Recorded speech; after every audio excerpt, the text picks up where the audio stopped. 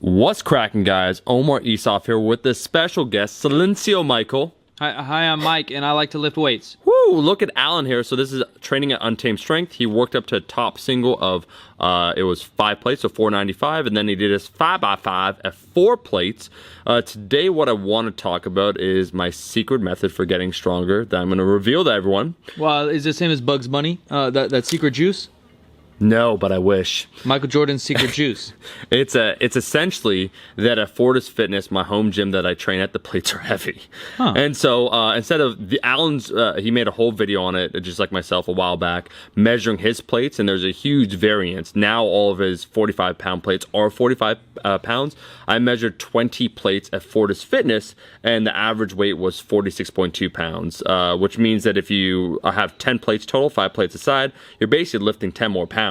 This is the point of competition plates for some of those people that see on Instagram or YouTube or whatever, and people use thinner plates or kilo plates. Those cost a little bit more, and they just tend to be more accurate to whatever pound or kilo, they say. And is it the end of the world biggest deal? Why are you trying to look so pretty, will you? Bro, I just want to look good when I lift, so...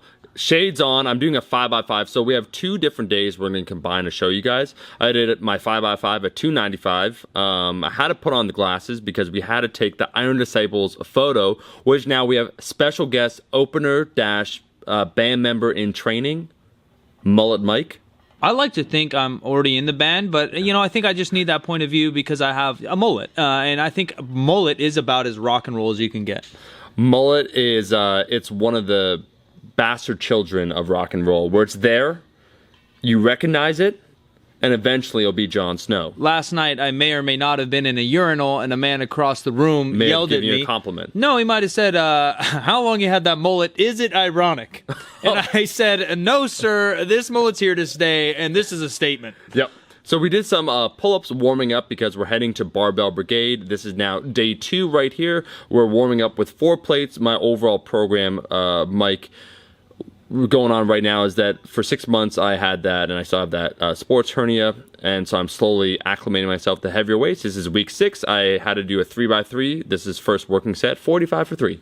Easy money. Yeah. Easy money. I just hit some squats. I've been on a little machine break. I've been doing a lot of cables, a lot of hammer strength, a lot of conditioning to kind of feel good with my busy schedule. I got kind of the most bang for buck I could in 45-minute workouts, so more circuit-style training, plus the equipment and everything I was using wasn't optimal for the kind of strength training I like to do. So like you said, you've been the last 6 weeks really focusing on getting your strength back. I'm kind of like 2 weeks back into getting my strength back. So just squatting a heavy single with a couple back and down pause sets.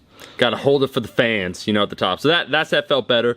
We also are going to have your top set. This is 445, which is pretty much you handled earlier in the week 455, but you worked all the way up to 475, and it looked better. Can you talk a little bit about the specificity and the need for singles in a strength program, when and why? Yeah, I think depending on the individual and depending on what phase you are in training, I don't think you need to do singles. Singles have gotten really popular because it's as specific as you can get for powerlifting. And so the more specific you train, the more you adapt mentally, physically, get used to the heavier singles and the heavier loads, 90 plus when we're saying heavier singles. But I think it's gotten over exaggerated too. Where you're doing singles all year round may not be the option. But if you're pretty decent with your form, not overly technical, but good form, and you're a little bit more advanced lifter, singles are a great way before getting your volume in, again, to be as specific as possible, and then hopefully, depending on the fatigue and proper progression and programming, you're smoking these. So I'm looking at this. I don't know if I'm in a cigar room or what, because there's a lot of smoke going around. Wanted to hold it just for the fans once again. Ripped your thummies. You saw I did. So I use a smooth bar. People ask about hook grip all the time, so I am using hook grip right there. I actually use a smooth bar because I like the challenge, and I was using a thicker power bar. That was a deadlift bar for this day.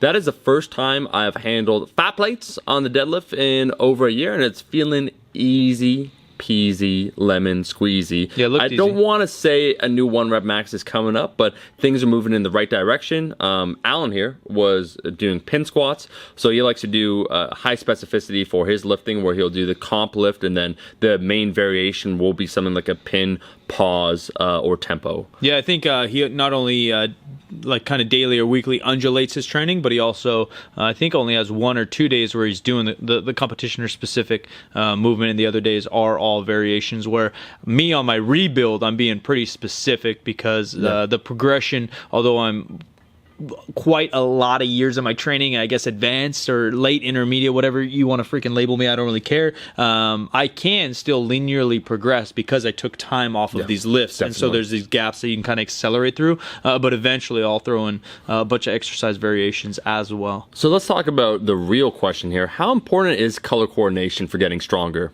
I like you're doing gray, black, that's kind of your thing. I'm red, black. Like, yeah, I don't know. You know, mine just comes from like a basketball background. Your sneakers and outfit kind of have to match. It's just it kind of look good, feel good, play good type of thing. And I think it's just how I dress in life. I like to color coordinate my entire outfit. But there's the anti. There's the anti. I like to dress like someone who's colorblind. Yeah, there's an anti crowd that just throws on whatever the heck they want to throw on. And look, props to you, man. You know what we say around here. Do you. Me do me. Me do me, and Head I just down, like to look. chin up, I just like to look. Yeah. Yeah, everyone says that. The joke's over. It's not an anatomical position. Serious. It's not an anatomical position. It's more philosophical than it is practical. Yeah, and if you take everything in life that shallow, I feel freaking bad for you if you take life in every sentence at surface level. So here's something actually that's cool, just real briefly to talk about. I like to do this, and I think Alan said recently he does this as well, and that is keeping the RP, so rate of perceived exertion, high, but the absolute load lower by either doing variations or removing a piece of equipment. So doing this beltless expresses a percentage of our 1 rep max. It's, I don't know, it's like 70%, less than 70%. But if we belt it up and we lifted with this load, rather than when you do like a 3x5 or a 4x5, it'd be like a RP 6 or 7. Now we increase the difficulty while still keeping absolute load down. And I think absolute load is a variable that people don't take into account into their training. Yeah, it's a method you can kind of keep week to week, day to day, depending on what phase of training, to keep systematic or systemic stress down and lower. Great hair. Me? It was Alan, but I'll also give you the compliment. This is just, we're doing a revolutionary workout here, guys. And if you like watching revolutionary workouts, make sure to like the damn video. We're doing, I think it's called a deadlift, squat, bench workout. I don't know what the heck you guys want. You want some freaking towel rows or real top secrets? You're in the wrong world. Yeah, Alan did 300 pounds for a top single, and then I missed my 5, so I didn't do my 5s for the week. So I'm like, I'll do 300 for a 5. This is the worst program right here. 300 for 5. Then it's gonna be 315 for 4. Which look at that, Mike, compared to what I did today. It's similar. It's not that bad. Yeah. Yeah, you're a little faster here, but... Yeah. How many reps did you get? Oh, 4. 4 is just a missed set of 5. Can't argue with that.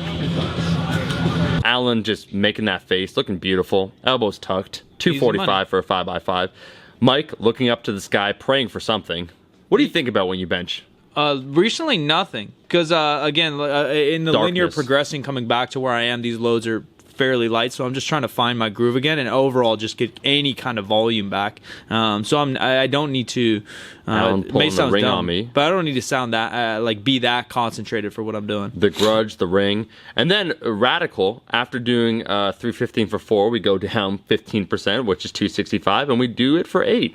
Just a lot. I am a big fan of accumulating volume when it comes to, once again, both hypertrophy as well as strength on the bench press and the squat. The secret, like I said before, is using heavier plates, and then when you travel, you're always hitting PRs. And then lastly, let's talk about environment with training, where I think a conducive environment for your goals is mandatory to truly maximize your potential. And like I say, training at an Untamed strength is a conducive environment where there's like-minded individuals. You know, training with Alan, we all have similar goals. Can really only help help you out. Yeah, I think it's highly based on the individual and what you need to find motivation. Some people do need to slap themselves in the wiener and watch their favorite Pete Rubish video before they hit a deadlift PR. While others can be a little bit more quote unquote, oh, that's the thumbnail, a little bit more monk-like, and you can train on your own, still make a lot of progress. So find out what works best for you. Absolutely. And guys, I just want to say thank you so much for watching this video. If you enjoyed, once again, us doing a narration, like the damn video. And we'll see all you guys, my rascals, next video week month. Do you want to shout out your channel? That's all the time we have. Bye. Hi. Eat your vegetables, eat your vegetables, eat your fucking vegetables.